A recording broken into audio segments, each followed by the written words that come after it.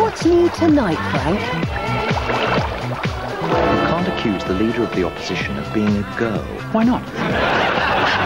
You two are nearly the two Ronnies. That's us, not you. Oh. I'd be right up there. Right up where, exactly? I can say Rolls-Royce as well as anyone. Just don't ask me to say 4 hours. My Dad's the Prime Minister joins the new lineup for Friday nights on BBC One. Follow where the river flows, and she shall tell you all she knows.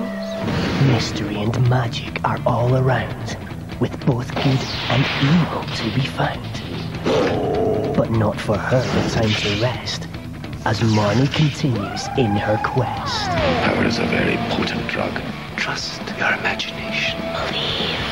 Shoebox Zoo continues Tuesday at 4:35 on CBBC One.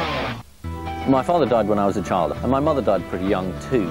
I suppose I'm from everywhere and then nowhere in particular. This is the ancestral home, and actually, I want to leave. England, with all thy faults, I love thee still.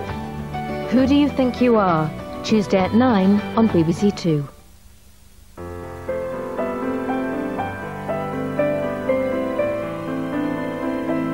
Good evening, this is BBC One Wales. Now the news with George Alagaya and Sian Williams in London and Jamie Owen in Cardiff. At 6 o'clock, a battle looms for the Iraqi city of Fallujah.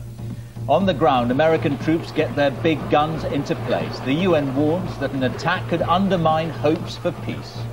Also tonight, out on patrol again, the Black Watch continue operations a day after the deaths of 3 of their soldiers. Has the wind gone out of Labour's plans for regional assemblies? The North East votes no. Palestinian aides say Yasser Arafat is in a coma and between life and death.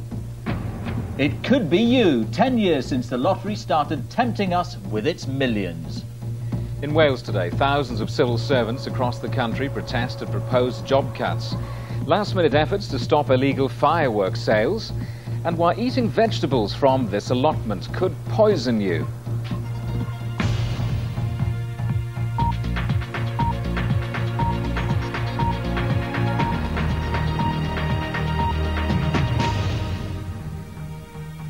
Good evening and welcome to the 6 o'clock news.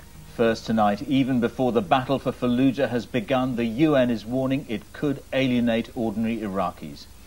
The UN Secretary-General's comments came in letters to the leaders of the US, Britain and Iraq. On the ground, though, American troops are preparing for an assault on the rebel stronghold. Tonight, artillery and ammunition are being put into position. Paul Wood is with American troops on the outskirts of Fallujah. 1130. The Marines have been training intensively for what may be the decisive battle of post-war Iraq. The lead man holds the flank of the tank. These men know they'll have just seconds to make life or death decisions. Soon they expect to be doing this for real. Marine officers believe there are several thousand militants still in Fallujah. The fighting will be through narrow streets from house to house. The risks will be from roadside bombs and rooftop snipers. No one is expecting this to be easy. I need these two covering the rooftops. There have already been a number of aerial attacks on Fallujah by US forces. The Marines say they've hit weapons dumps, mortar pits and the insurgents' defensive positions. These are the men they're trying to stop. These pictures were taken by a local cameraman in Fallujah. Some of the insurgents say they're prepared to seek martyrdom in what they believe is a holy war. Already there are civilian casualties. But these are the Americans' Iraqi allies. The arrival here of elite units of the new Iraqi army is another sign that preparations are reaching their final stages.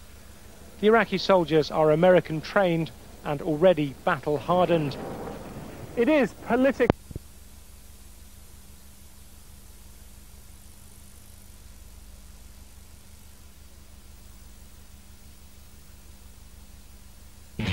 Answers to new powers.